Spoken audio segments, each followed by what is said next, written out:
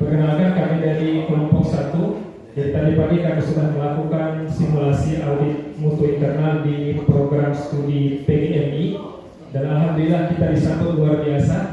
Langsung disambut Kapolri beserta dekan, wakil dekan dan Kapolri beserta beberapa dosen dan staf di Prodi PGMI.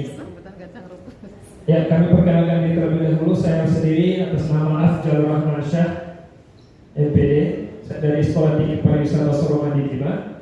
Ada teman saya Bapak Mahfud Esket Enkes, sama dari Sekolah Tinggi Pariwisata Soroma di Lima. Kemudian ini yang di bawah ini tuan rumah semua ini. Ada Ibu Baik Nurbaiti SPM SD, ada Dr. Siti Sanisa MPD, ada Bapak Payoman yang paling gagah, ada Bapak Ketua leader kita, Bapak Isanan Ensos, itu beliau Pak. Kemudian ada Bapak Ibu Erlina Sintia Dewi, kemudian Ibu Baik Desi Mirandari dan Ibu Ahadiah Agustian. Wah, operator. Jadi kemarin sekali. Di sini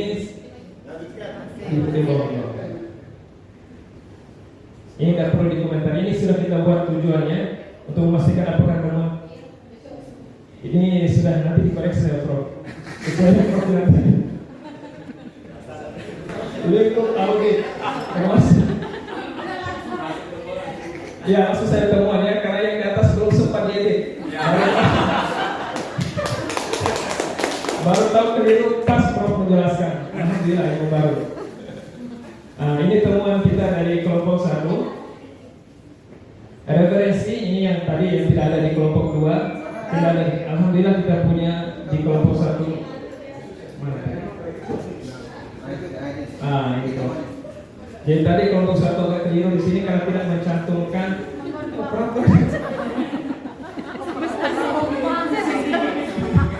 ya, ini sudah disebutkan referensi bukti mutu kita SN Dikti nomor 3 tahun 2020 pasal 10 ayat 1 itu di standar proses pembelajaran umat tahun 2001 dimuat. Jadi di pernyataannya temuan kita bahwa manual prosedur dan atau SOP pelaksanaan perkuliahan yang menyangkut peran, kewajiban dan tanggung jawab dosen, staf, administrasi dan mahasiswa belum lengkap. Ini kita masukkan kategori OB, perlu dilakukan observasi oleh pihak Prodi, dan ini juga sudah disetujui oleh teraudit atau auditi pada waktu itu. Kemudian temuan kami yang kedua, ini di SN Dikti nomor 3. Ya, jadi persentase mata kuliah yang dilengkapi dengan rencana pembelajaran semester atau RPS di Prodi PGMI sudah 100%, hanya saja masih berbentuk SAP dan belum berstandar SNDikti. Jadi RPS-nya sudah ada, cuma belum berstandar dikti berdasarkan pasal 12 ayat 3 tentang standar dikti, bahwasanya RPS itu harus mencantum nama program studi, nama dan kode mata kuliah semester, SKS, nama dosen pengampu dan lain sebagainya. Itu belum dicantumkan secara lengkap di RPS PGMI. Dan ini kita minta untuk dilakukan update supaya sesuai dengan standar SNDikti. Dan ini kita kategorikan OB juga. Kemudian yang ketiga, itu Prodi PGMI melakukan evaluasi tingkat fakultas, hanya saja tidak ditindaklanjuti dan didokumentasikan. Ini ada di standar dikti nomor 3 tahun 2020 pasal 12 ayat 4, penjelasannya di situ.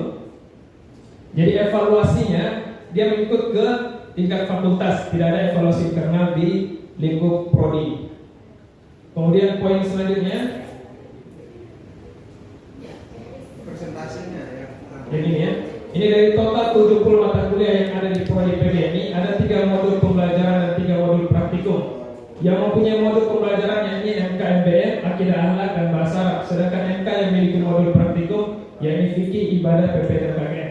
Itu persentasenya itu hanya 6,15%. Sementara di SNDikti umat internal umat itu harus 20%. Jadi kita masukkan dia di kategori OB. Nah, jumlah keseluruhan buku ajar di Prodi PGMI itu hanya 12. Sementara program studinya mata kuliahnya itu ada 70, tapi bahan atau buku ajarnya di PGMI itu hanya 12, itu masuk ke 17,14% saja. Kemudian di SNTP nomor 3 tahun 2020 pasal 11 ayat 1, sebagian besar dosen PGMI memberikan feedback tetapi dalam bentuk lisan dan jarang sekali memberikan feedback tertulis dan terdokumentasi. Ya, jadi kalau secara lisan tadi sudah dijelaskan ada, tapi buktinya belum ada, dan itu kita masuk. Nah, untuk feedback ini untuk poin ini, jadi itu kita kategorikan OB juga. Ya, prodi PGMI sejauh ini belum pernah melaksanakan seminar secara mandiri. Pelaksanaannya seringkali include dengan Fakultas Agama Islam. Ya, seminar ini ya ternyata di prodi PGMI masih karena tadi terkendala di anggaran, jadi belum pernah mengadakan seminar atau workshop terkait FPS dan lain sebagainya secara mandiri. Itu masih mengekor ke fakultas. Ini saran dan perbaikan. Jadi tadi mau kita buat sarannya, ini juga masih bingung dari Pro, apakah sarannya langsung include keseluruhan ataukah saran per item tadi. Jadi kita buat untuk rekomendasi dan untuk peluang perbaikan, membuat SOP yang kemudian di-workshopkan dan hasilnya disosialisasikan. Ini masih kurang dari prodi. Kemudian membuat dan menyesuaikan RPS sesuai dengan standar SNDikti. RPS-nya perlu diupdate karena mengikuti standar nasional dikti. Kemudian sebaiknya evaluasi RPS dilakukan secara berkala dan terdokumentasi. Presentasi mata kuliah yang sudah dilengkapi modul perkuliahan dan praktikum harus lebih dari 20% untuk masing-masing mata kuliah yang dianggap perlu memiliki modul pembelajaran dan praktikum. Membuat buku ajar, membuat dan RPS sesuai dengan standar dikti.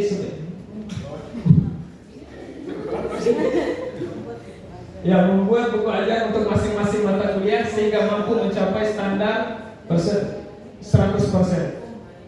Kemudian tingkat presentasi feedback dosen terhadap tugas-tugas individu atau kelompok untuk diperbaiki dan selanjutnya diberikan penilaian masih rendah, sehingga dosen harus lebih komunikatif lagi dalam memberikan feedback dan lain sebagainya. Mungkin itu yang bisa kami sampaikan dari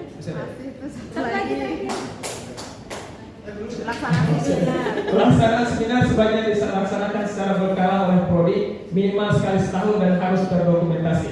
Lagi-lagi kekurangan yang banyak sekali kita temukan adalah persoalan dokumentasi secara lisan, narasi sudah ada, tapi aksi juga mungkin sudah ada, tapi lagi-lagi dokumentasi dokumen yang diperlukan itu masih sangat minim. Ini menjadi catatan khusus kami yang kami serahkan kepada prodi PGMI.